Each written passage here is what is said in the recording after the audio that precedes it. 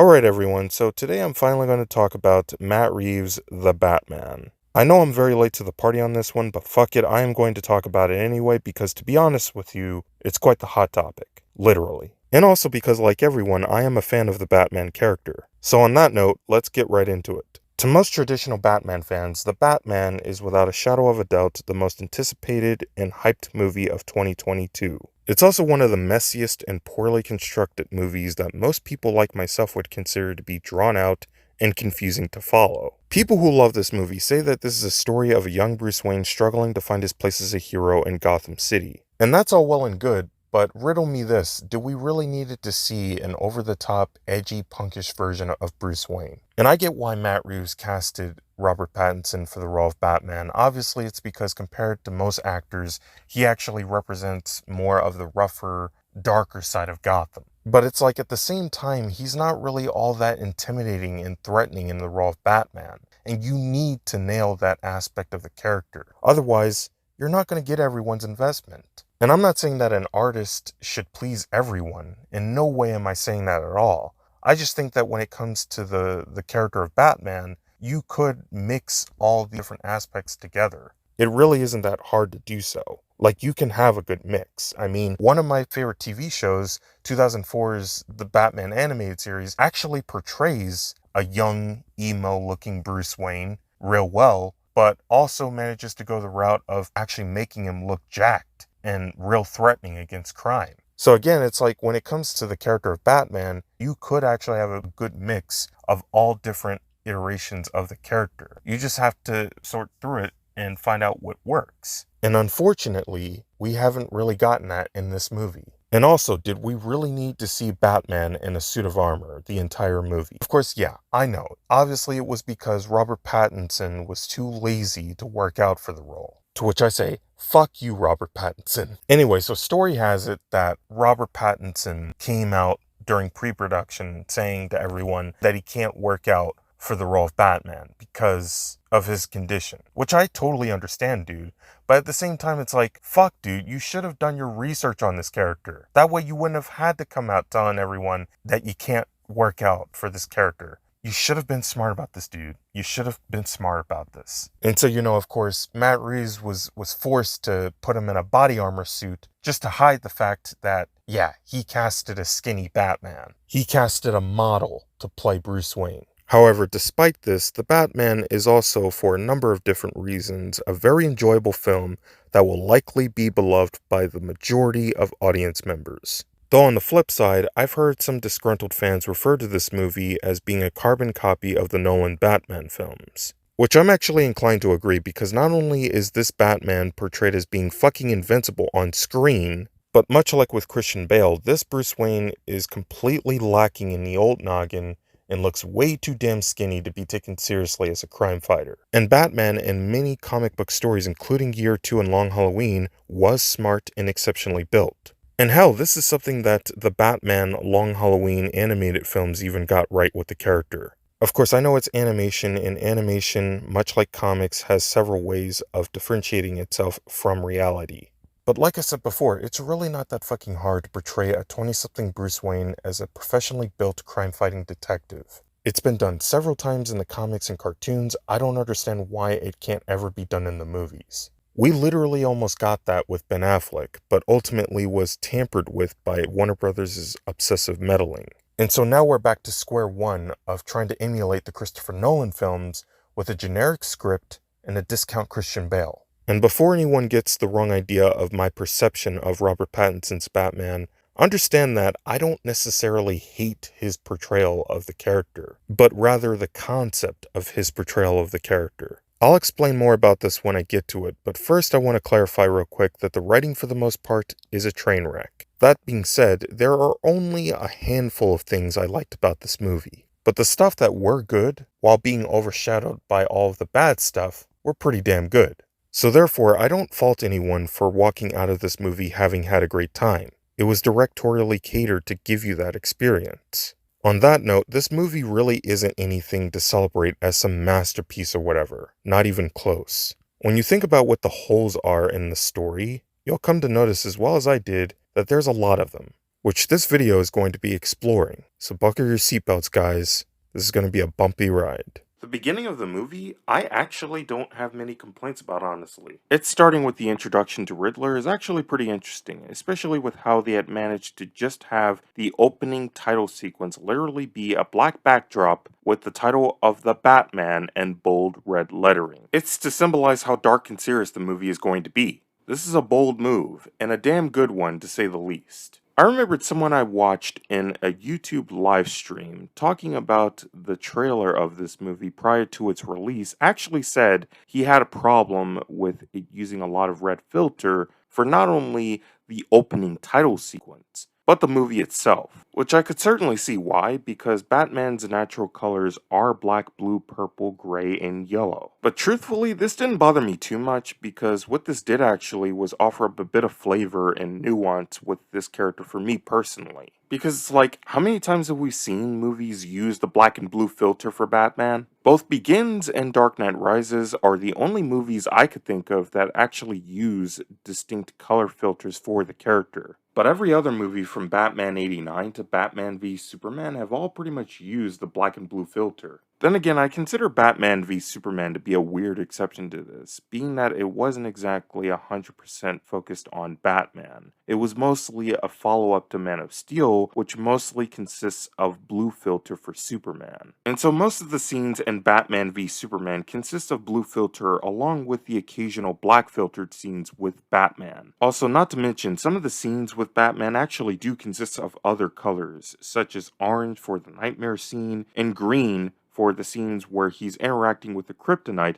that's introduced in the movie. But they're kind of small compared to the amount of black filtered scenes you see throughout the movie. Not that it really matters, because Batman actually looks pretty damn good in black filter, especially when it's a mixture of blue. Totally matches the true colors of Batman. But at the same time, I don't mind seeing movies like Batman Begins play around with that. So yeah, personally, I don't mind this movie using a lot of red filter. It actually kind of gives off a 2004 Batman animated series inspired look, which I kind of dig. And to add on to the subject of Batman cartoons, I honestly think that we really should have gotten a Batman Beyond movie with Matt Reeves instead of a Bruce Wayne Batman movie, because the way I see it is Robert Pattinson looks more like he could play a Terry McGinnis than a Bruce Wayne, but I digress. As for the argument of this movie not having enough action in it, I'll say this. Robert Pattinson himself could have been a lot better in this role if he actually worked out as required. That way, most if not possibly all the action scenes in this movie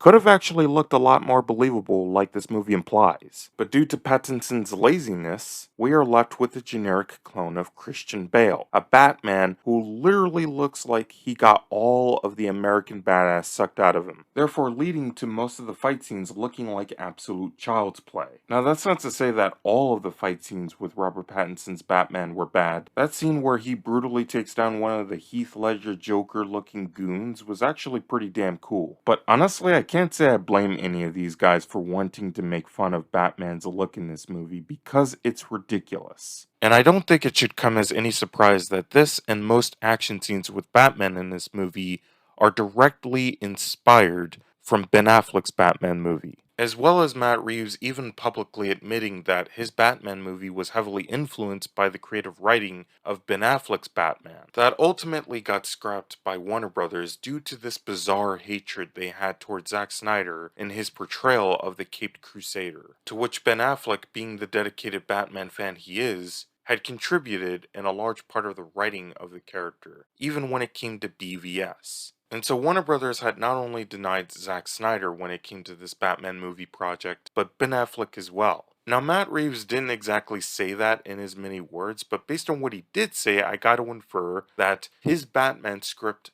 was enough to earn Warner Brothers' trust. Just make Batman great again. I don't care how, just make it happen, is likely what Warner Brothers shot at repeatedly in Ben Affleck's ear during pre-production. Okay, you know what? Fuck this. I'm out, is likely what Ben Affleck said in response. And thus that's left us with the finished product that was Matt Reeves' the Batman. Anyway, so after Batman scares off the goons and that guy who plays Tim Drake in that god awful Titans TV show that no one, including myself, talks about, Batman takes a moment to look over at this one dude who's been beaten up by the goons. And this is where the movie is swiftly trying to tell you that this Batman is full of fear and rage. Now, this Batman being rage-filled and driven, I can believe. This is actually one area of the movie where I will agree Robert Pattinson does shine as Batman.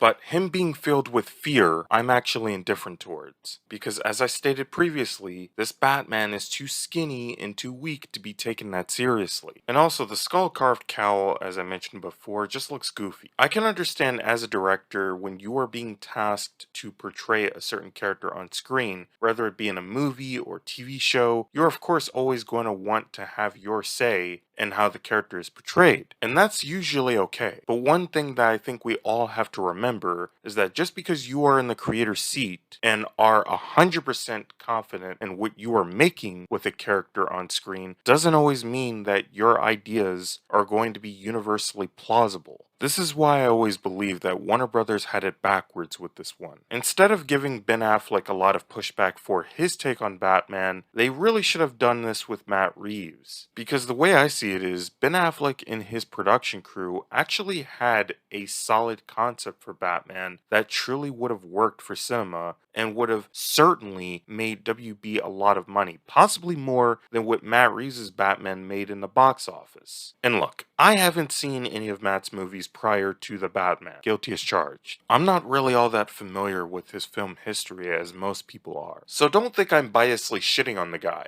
I just think that his ideas for a universally plausible Batman movie are very minimal compared to the caliber of someone like Ben Affleck, who, as I said before, is no stranger to making crime drama flicks. And a lot of Batman stories at their core are crime dramas. You see, in every story that prioritizes on the detective aspect of Batman, Bruce Wayne is usually the one doing most of the detective work, while Jim Gordon and the rest of the GCPD are usually out patrolling the streets and apprehending criminals. But in here, he actually does a lot more guessing and blurting out of clues than figuring them out. And a lot of the clues in this movie are just given away to him. They're not challenging at all. And the clues that are challenging are instead given over to characters like Jim Gordon and Alfred, who aren't even the focus of the movie, mind you.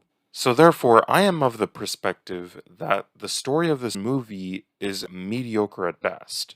So much so that most of the people in my theater had already guessed them out loud before the movie revealed anything. And on top of all that, the biggest sin this movie creates with Batman is that they completely downplay his intelligence by not only having him rely on body armor to fight crime, but they also have him use regular contact lenses to analyze clues instead of white eye lenses as expected. And of course, yeah, I know that the supposed reason for this is because they wanted to show off the actress's eyes through the Batman mask. They wanted Batman to basically have a more compelling look, with the actor being able to express his eyes through the mask. Yeah, like we haven't already seen that before, Matt. And for those who keep pushing across this excuse saying that the reason why Batman is so out of shape and stupid in this movie is because he's young and naive, I got news for you guys. You need to do more research and understand that the character is actually more than just one layer. And it didn't help that this movie chose to downplay his intelligence even more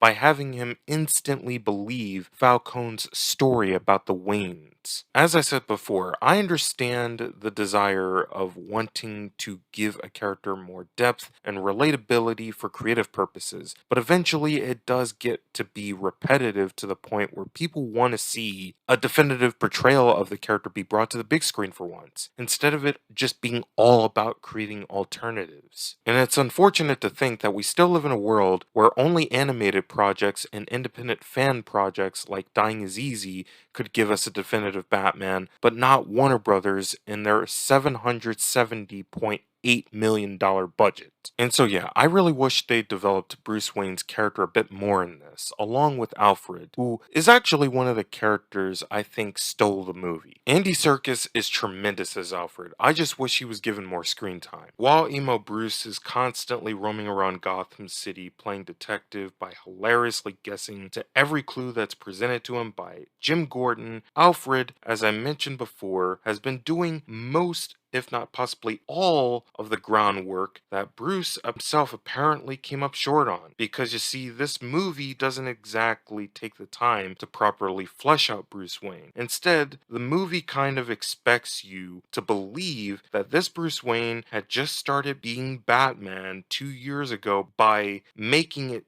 look like he is still learning how to be Batman at 36 years old. And this is where we start to run into a series of problems. But I want to make it extremely clear that right up until this point, I thought that Batman's train station fight with the goons was handled pretty well. And so was the big introduction of Riddler and him murdering the shit out of a man in his penthouse apartment. Except for his look though, and the overall writing concept of his character, which I will get to, rest assured. Anyway, so after Batman scares off the goons, saving a man from getting mugged by them at the train station, he heads over to the same penthouse apartment where Riddler assassinated the man who lived there. Also, I must say, I actually like how the way Gotham City looks in this movie. Just like with the Joker movie, Gotham in this movie is bleak, grim, dark, and is pretty much everything that you could think of that describes a rundown New York City. That is exactly how Gotham City is portrayed in this movie, and it is glorious. I'm not usually one to pay attention to this kind of stuff when reviewing a comic book movie, let alone a superhero movie of any kind, but this is actually one of the things that caught my interest. He goes there to help out Jim Gordon, and on the way there, suddenly he is held back by a police officer who basically challenges him the same way one of the goons did back at the train station. From this point on, the movie makes it abundantly clear that this Batman is not scary, which is completely inaccurate because Batman in the comics, especially the Year 2 comics, has always been a terrifying force to be reckoned with. And that's another thing that I think is a flaw with this Batman movie, is a lack of consistency. I could understand this being a part of what an inexperienced Batman is like in a sitcom,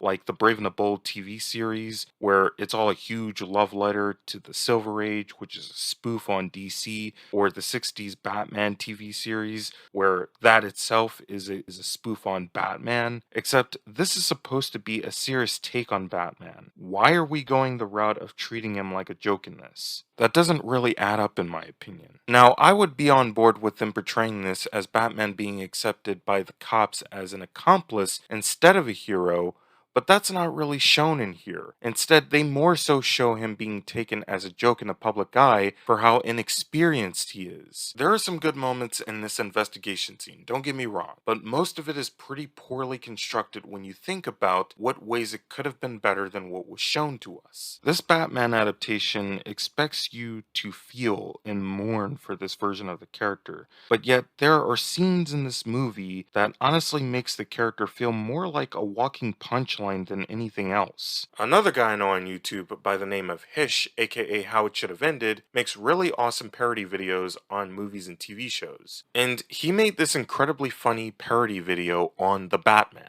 that actually falls perfectly in line with every issue me and many others have with how the movie chooses to portray a young Batman. By the way, go check out How It Should Have Ended if you haven't already. Dude's awesome. He makes really great stuff. Now, when it comes to the action and choreography of this movie, I'm usually not one to nitpick the shit out of the action and choreography scenes in a movie, especially a comic book movie, because going into a movie expecting an accurate and believable version of that kind of destroys the experience of actually enjoying it. And plus, for movies that are solely meant to be absurd and ridiculous, the inaccurate portrayals of action on screen are usually not a big deal. However, in this movie's case, it kinda does because it's going for a more realistic portrayal of a fictional character, which, as we all know, is not an easy feat to pull off with most fictional characters that are universally known for being absurd and ridiculous. However, being that Batman is actually the key opposite of that basic understanding of fictional fictional characters, this movie went way too far with making him an unstoppable force against crime. The whole point of Batman is that he is the most human out of all DC characters. It almost seems as if the writers of this movie had completely forgotten about that basic fundamental understanding of the character, and instead chose to just have that be overshadowed with not only the scenes of him being shot and blown up, but the car chase scene with Penguin and the scene of him wingsuiting in the air like it was going out of style. Normally, I'd be okay with fake action displayed in superhero movies as long as it's not played up for laughs. And this movie became the absolute example of that, which is a shame because prior to this movie's release, I was kind of expecting this to have good action. But unfortunately, they dropped the ball with that. And just as suspected from the trailers, this movie goes out of its way to have Batman walk through gunfire and take sustained blows to his body like it was just another Tuesday for him. I can understand Batman being bulletproof because of the armor he wears, but as we all know, Batman is no Superman. And the movie seems to think this justifies him as a badass vigilante, when in actuality, all it really does is just make him look even more goofy and absurd on screen. If he were to really wear body armor with that much strength, the suit itself, first of all, would have to have a real thick look to it, and second of all, he would have to be slowed down in order for it to be convincing, because normally anyone wearing a suit like that would have a hard time moving around in that thing. But yet, this Batman is moving around like he's got nothing on him at all, and yet we're expected to believe that he is wearing bulletproof armor. None of that realism is shown with this version of Batman, because you see, the writers seem to be under this assumption of thinking that Batman is every bit as absurd as Superman in terms of action. And so the writers turn him into an idiot who apparently couldn't figure out his own riddle. That's pretty much been the biggest reason behind all the murders in Gotham, with Penguin literally pointing it out to him as the plot moves along. If this movie were to have Bruce Wayne be more active in the investigation than Batman, I would be fine with this. Or if this movie were to just go the Gotham TV show route of actually giving us a story of a younger Bruce Wayne before he reached his potential as Batman, I would have been fine with that too. But no, instead we are given an average story of a dumbed down Batman where all of the clues are just given away to him, and pretty much everybody from GCPD to the villains all get the upper hand over him no problem. And this is all due to Bruce's incompetence, because he never took the time to be more reserved in solving the clues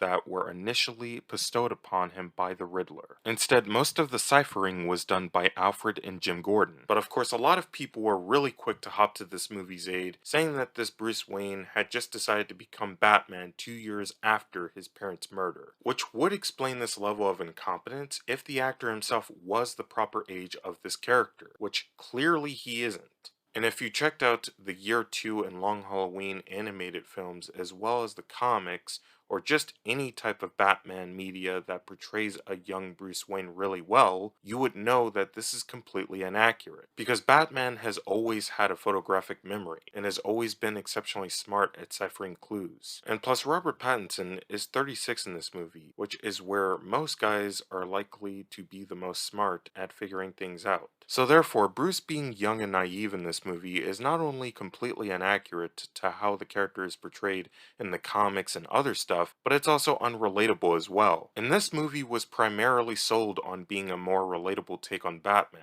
36 is the definite age of adulthood, and this movie completely shits all over that by making Batman look and feel like a massive idiot, which is why most of his interactions with Alfred and Jim Gordon just seem so incredibly hollow. His interactions with Catwoman, however, are pretty solid, and I'm not sure if it's because of Zoe Kravitz's performance or what, but it's pretty weird to say though, because Robert Pattinson's Batman doesn't really show the same affection as her when they meet each other. I'm not sure if that's a good thing or a bad thing, but what I do know is that after watching this movie, I now officially love Catwoman as a character. Not just because of Zoe Kravitz herself, but because of the fact that this is actually the first time we have ever had a more faithful portrayal of the character in live action. All of the previous actresses who played Catwoman were pretty interesting, but none of them hold a candle to Zoe Kravitz's portrayal of the character. Except for Anne Hathaway. I think her Catwoman could possibly rival Zoe Kravitz's in terms of costume. As I mentioned previously, I think the ski mask look is too cheap and generic. I would much rather prefer they just have her wear a mask with goggles. And as crazy as I know this may sound to some people out there, that's actually something that Christopher Nolan actually got right with Catwoman in The Dark Knight. Say what you want about the goggles transforming into the ears look, but that is peak Catwoman. I just wish that Zoe Kravitz could have obtained that same exact design, but obviously have it look more like the character. It's the same kind of argument I have with Batman in live action. All of the Batmen we have gotten in the past have been pretty fun and cool to see on screen, but none of them compare to the animated series and the Arkham series' portrayal of the character. Really, Arkham Asylum, Arkham City, and Arkham Origins is where the series truly shines, and is what kind of rivals the 1992 Batman animated series in some aspects, such as the fighting. Much like with this movie, a lot of the action scenes in the animated series are just mediocre. And on top of that, it actually shows the realism of every type of action performed by every character outside of Batman as well. And also, compared to the animated series, a lot of the character designs look so much more satisfying and cool. Some not so much. But overall, the Arkham trilogy to me is the best interpretation of Batman, and is arguably the approach I think the movies should follow instead of always trying to do their own thing. That being said, when it comes to Matt Reeves' Batman movie, I'm not one of these people who gives the movie blind praise for everything it portrays and everything it represents. It's a year two Batman story, sure, but guess what? Other adaptations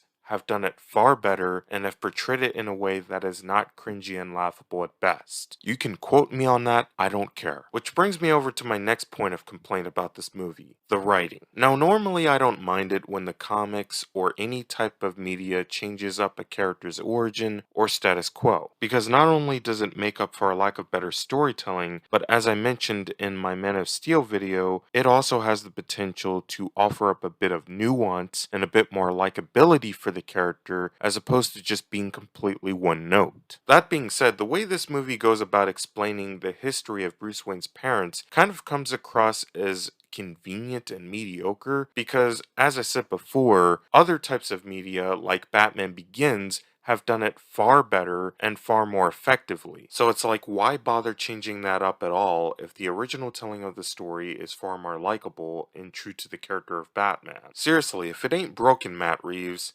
don't fix it. I read the Court of Owls storyline in the New 52 DC Comics run, and I'll be honest, I was always a fan of that storyline when it came out because of how different it was, and I'm still a fan of it till this day. However, watching the animated movie and this Batman movie that's also taking a lot of inspiration from Court of Owls made me see why so many people were rather critical towards that storyline. Because it was basically taking a lot of existing Batman lore and mixing it up with the status of a new character they introduced in that storyline. Batman Hush, from what I heard, also suffered the same issue, where they had the villain Hush turn out to be a longtime friend of Bruce Wayne. I wouldn't really know that for myself because I haven't read the comic when it came out, so I don't really have an opinion on that. That or the animated film for that matter, because as far as I'm aware, Hush never really looked like he was that much of an interesting villain to begin with. But what I'm trying to outline here is that as much as I liked the character of Talon in the introduction of the Court of Owls, I will agree that they went way too far with trying to tie it all in with Batman's history. You know, it would have been much cooler to see them just be brought in as an entirely new threat for Batman to face than as a sympathetic threat. The same could also be said about Carmine Falcone in this movie. Instead of just having the antagonist be an abuser, they could have actually went all in on the tragic backstory of Carmine Falcone that was shown in Long Halloween Part 1,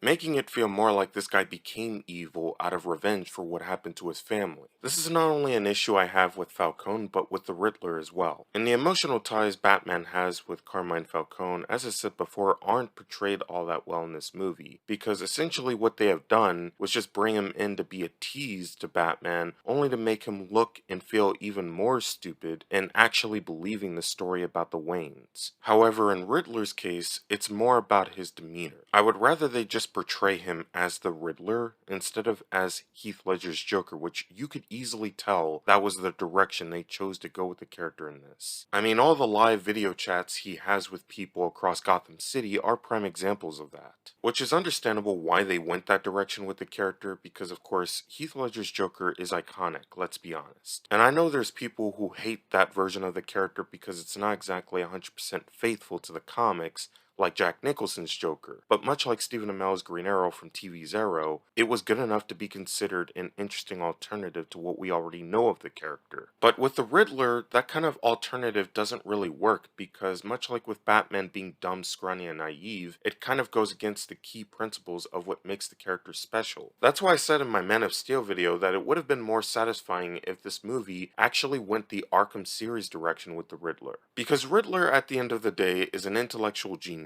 An intellectual genius who was pulled into a life of crime because of his obsession with wanting to outsmart Batman and wanting to outsmart Bruce Wayne. This movie chose to portray him as a serial killer, or as many others call it, a Zodiac killer, which isn't really what the character is like at all by design. And on top of that, a lot of the clues Riddler gives to Batman aren't really all that challenging. Instead, all of them are just dumbed down for the sake of the plot, which is another thing I find to be really jarring about this version of Riddler. Anyway, so flash forward, after Batman meets up with Catwoman and they have their little exchange, which again I thought was handled really well, Batman goes over to Jim Gordon to help out with the Riddler case. Which, in regards to the character of Jim Gordon, I'll be honest, I actually thought he was alright in this movie for the most part. Jeffrey Wright did what he could to fulfill the role of Jim Gordon, but ultimately his character was just kind of bland.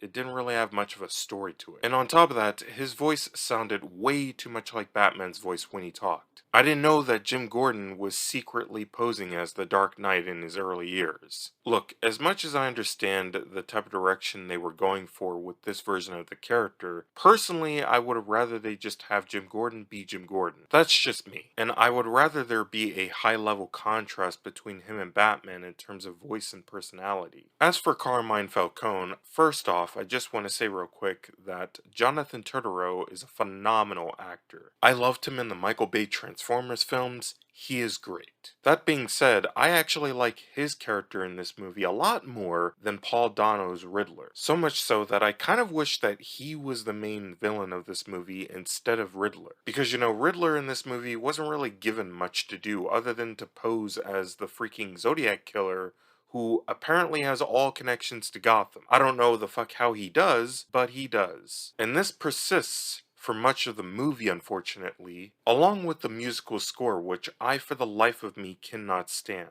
Normally, I'm not really one to bring this up when talking about a movie, especially a comic book movie, because what usually sticks out to me the most is the story and the characters. I honestly couldn't give two farts about the musical score unless if it were to actually be something similar to Sam Raimi's Spider-Man or Man of Steel that actually has the ability to both compel me and captivate my interest in a good cinematic film. This score doesn't really have that feel for me, which is unfortunate because it's a Batman movie. And Batman movie scores are supposed to have a high level of diverse quality to them, whilst being dark and dramatic. The score of this movie very much feels like the Lego Movie's version of a Batman score, which is pretty funny because Lego Batman actually has a decent score. And it didn't help that they played the Nirvana song twice in this movie. You would think that for a movie like The Batman, that's all about saving and restoring Gotham, there would actually be a second musical theme towards the end that would build up to something far more greater and far more interesting. But there isn't.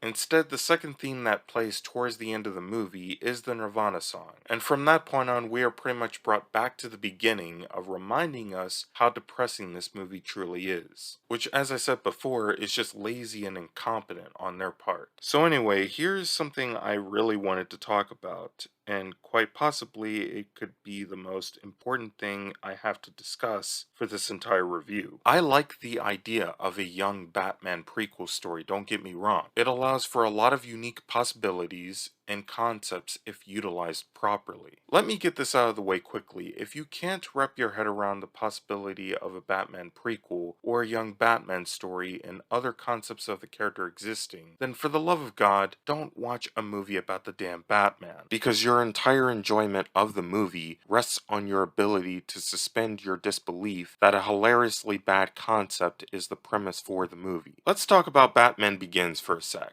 Now, I'm not the biggest fan of that movie. In fact, I actually think it's the most overrated Batman movie ever made for a multitude of reasons, the biggest of which are spoilers. But despite my criticisms of the movie, I didn't decide to watch a movie called Batman Begins with the intent of hating a young Batman on premise alone, because why else would I be watching the fucking movie? Point I'm getting at is, I can suspend my disbelief for a young Batman story if it's done correctly. And with most of my criticisms of Batman Begins set aside, that movie actually did a pretty decent job with its premise of having a young Batman. Mild spoilers for Batman Begins ahead, so if you haven't seen the movie, it's best to click away now if you haven't already. If you want to, it's your choice. After all, it's a free country. After witnessing the death of his parents, Bruce Wayne goes over to the Far East to have himself be trained in the ways of martial arts and various fighting techniques by Ra's al Ghul, or as this film likes to call him, Henry Ducard. Yeah, I should also mention that this movie, alongside The Dark Knight and The Dark Knight Rises, went way too far with trying to be realistic from the comics, such as the altering of certain characters and their identities, and the exclusion of certain things like the Lazarus Pit. And so, pretty much everything you know about Batman has been altered and dumbed down. Anyway, so when the leader of the League of Shadows reveals his plan to destroy Gotham, Bruce Wayne steps up to the challenge as Batman to save the city. The only exception, and this is actually one of my biggest issues with the movie, is that Batman chooses to fight crime without killing his enemies. Yet he does exactly that with Henry Ducard, who is not really all that much of a powerful threat like he is in the comics and other types of media. Without the Lazarus Pit at his disposal, he's powerless. And the Lazarus Pit, as shown several times on TV Zero and in the Arkham series, does in fact have the ability to make a person more powerful. So this movie not only stripped away the Lazarus Pit, but also stripped Ra's al Ghul of his power and made him out to be a weak generic villain for Batman to face. However, aside from that, the way Batman Begins explains its telling of a young Batman is actually pretty good. And it also does a great job of explaining the conflict Bruce Wayne ends up having with Henry Ducard when he reaches his potential as Batman. The Batman, on the other hand, explains its telling of a young Batman in the worst possible way. Because not only is it emulating the Nolan films by desperately trying to be ballsy and unique with its portrayal of Batman and the Riddler, but it's also retreading the same story and concepts to the point where it's just not cool anymore, but rather bland and mediocre like Batman Arkham Knight, which I do not recommend to anyone. If Matt Reeves wanted to tell a young Batman story correctly, he would have had the story be more to the point and not drag it out with filler moments, such as that whole plot point of Batman having to chase down the Penguin in a drag race to solve his own riddle, or Batman fleeing from the GCPD off the rooftops, which, by the way,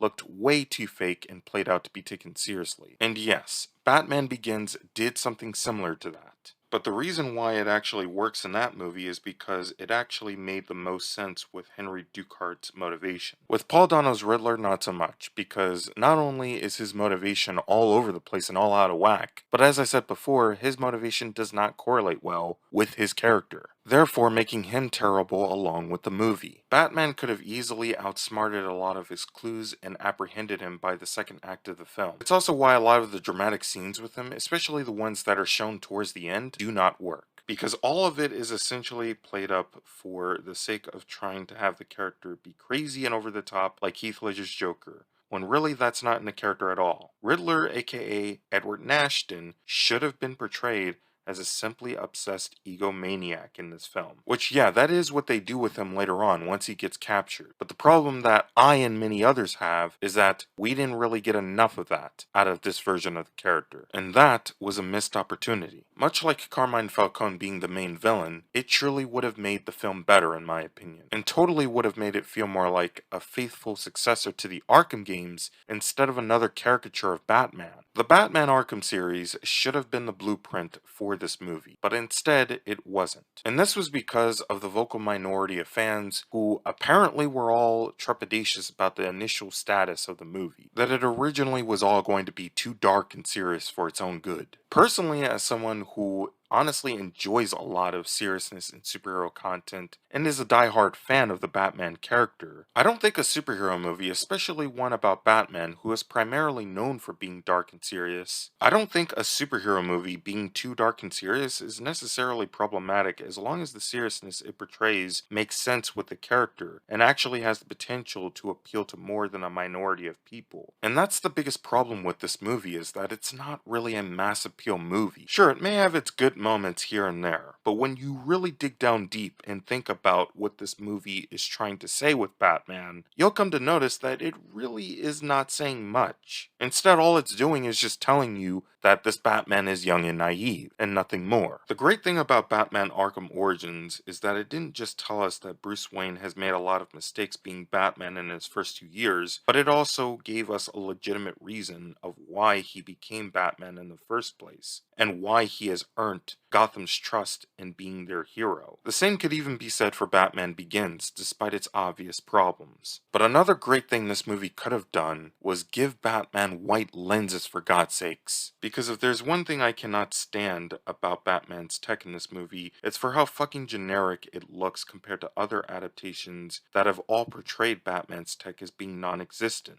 Except for Batman 97. Batman's tech in that just looks ridiculous, along with the nipples and the butt shots. But Batman's equipment should always have a cool, unique look to it, besides just looking like something that you could easily buy from Home Depot or Amazon. Of course, I know this is a retelling of Batman's past, where technology is most likely primitive, except this movie takes place in the modern day. So therefore, this idea of Batman's technology being limited down by real-world standards is pretty stupid. Not to mention, him driving around in a muscle car is pretty stupid as well, considering that he has more money than anyone in the entire world. He's too rich to be driving around in a muscle car, just like how he's too dumb to be considered a detective. I mean, come on, the thumb drive scene should show you exactly how dumb this Batman really is in this movie. Anyway, so skipping much further with this movie, because dear lord, this movie has no business being as long as it was. After Batman finally, and I repeat, finally figures out that Riddler was behind all of the murders in Gotham City, he apprehends him. And this is where we get more of the cringy line delivery from Paul Dano's Riddler. I don't mean to discredit Paul Dano's acting ability and say that he is a bad actor, but his portrayal of the Riddler is terrible. Much like how people say that Joaquin Phoenix's portrayal of the Joker is terrible. But that's not the actor's fault. That fault actually goes over to Matt Reeves and the writers for choosing to portray Riddler as an anarchist villain when he is actually meant to be the dangerously cunning villain to Batman. And before anyone tells me, yeah, I know it's because they really wanted Riddler to shine in this movie, and that is the reason why they chose to portray him the way that they did. Or at least I know that to be the real reason. But ultimately, I'm just saying that the way they constructed it feels a bit off and overly simplified. Because I think if we're being honest with ourselves, Paul Dano is too innocent to be taken seriously as an on-screen villain. And you know, it's funny because I remembered ever since the Joker movie came out, I actually heard some people saying that Joaquin Phoenix is a weird casting choice for an on-screen villain. No, I would actually argue that Paul Dano is a far weirder casting choice for an on-screen villain in comparison, because at least Joaquin Phoenix actually had charisma in his portrayal of the Joker. None of that was shown in Paul Dano's portrayal of the Riddler.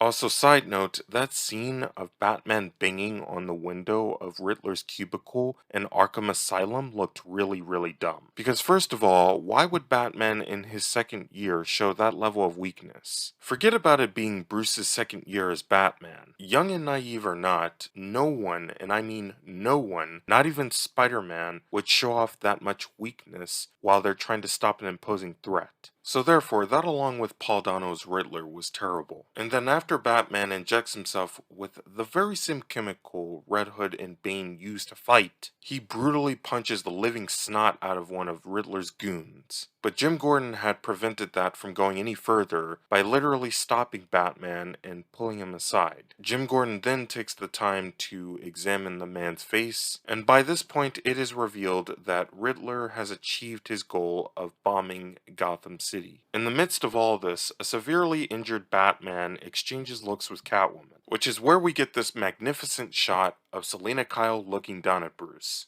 telling him everything is going to be okay. And goddamn, this gave me so many Arkham Origins vibes. Which, by the way, Batman Arkham Origins, if I haven't made it clear already, is a far better character study than both the Batman and Batman Begins. That being said, this movie pretty much ends with this played out scene of Batman saving people from the flood that took place in Gotham Square Garden. Which isn't bad necessarily, it certainly does have its place of existence in this movie, it just feels a bit played out and stale. Anyway, here's my overall thoughts on the Batman. I don't hate it necessarily, nor do I love it. I genuinely think it is an okay, fine enough movie for what it was trying to portray with Batman. As far as Bruce Wayne's Batman goes, at this point I would rather see DC move forward with the character, and give characters like Dick Grayson and Terry McGinnis the spotlight for a change, then reintroduce and DH the fuck out of Bruce Wayne again. I know Batman is one of DC's most popular characters, not to mention he is also a global icon, but at some point we're gonna have to move forward with this character, and the best way to do that is by expanding upon the lore with the introduction of new faces. We can decide on how we want those new faces to look, but I don't think that we should deny the concept of new entirely. Years are going by fast, and times are changing. We gotta allow these characters to grow along with us. If not, then how can we expect better things in the future? Anyway, I just want Batman to be done right in the movies for a change. Because truth be told, I am so tired of seeing different portrayals of Batman be done on screen. Can we just portray the definitive on screen for once? Why does it always gotta be about alternate portrayals? Don't get me wrong, I like seeing alternate universe takes on popular characters, but with Batman it's like, how many different portrayals are we gonna keep going through before we realize that there will no longer be any more room for creativity? And to be clear, this is Bruce Wayne's Batman I'm talking about here. Again, I understand the idea of a filmmaker wanting their voice and their perspective to be noticed and heard with their portrayal of a popular character, but at the same time, that kind of thing can get real repetitive if done way too many times. And Batman isn't the only character I have this problem with. As much as I love Joaquin Phoenix's portrayal of Joker from the Joker movie, I really wish that it was done with the actual character Jack Napier instead of it just being another new guy. And before I get someone telling me in the comments, yeah, I know DC has always chosen to portray Joker differently in the comics. Because the thing is, Joker never really was supposed to be a returning character. But because DC chose to have Batman move on from being an anti-hero in the second year, they had Joker live on, only to one day be given a name and an identity, to which a lot of people had soured on for years, and had declared as being lame. Personally, I always thought it was lame to just bring him in to be killed off in the first place, because truthfully I always felt that it makes the character forgettable and meaningless. You know, I always thought that Joker should have some meaning to his character besides just being the clown prince of crime, which is why I actually love Jack Nicholson's portrayal of the character so much. Because like many others have said before me, it is a more faithful take on the character. It's just unfortunate that it's in the same movie as Tim Burton's Batman, Who Kills. And I love Tim Burton, but his take on Batman wasn't really faithful to the character at all. And hell, another example I would give to this is Netflix's Daredevil. As much as I really like the show and Charlie Cox's portrayal of the character, one thing I will honestly say I hate about it is the suit. Now, the show itself has two different suits, one being the blind ninja suit, and the other being the body armor suit, i.e. the Daredevil suit. I like the suit he wears early on in season 1. I thought it looked fantastic and totally reminded me of the black Daredevil suit the character wears in the comics. Only difference is, compared to this suit, that suit actually has both the Daredevil mask and emblem on it, whereas this suit on the other hand just looks like a standard ninja outfit, but it totally fits the character. However, the suit he wears later on I am not a fan of, because not only is it super clunky, but the overall design of it just looks incredibly mediocre and dull. Like, the color of the suit looks completely off. Daredevil's suit is supposed to be blood red. This suit looks like it's more of a plummish red.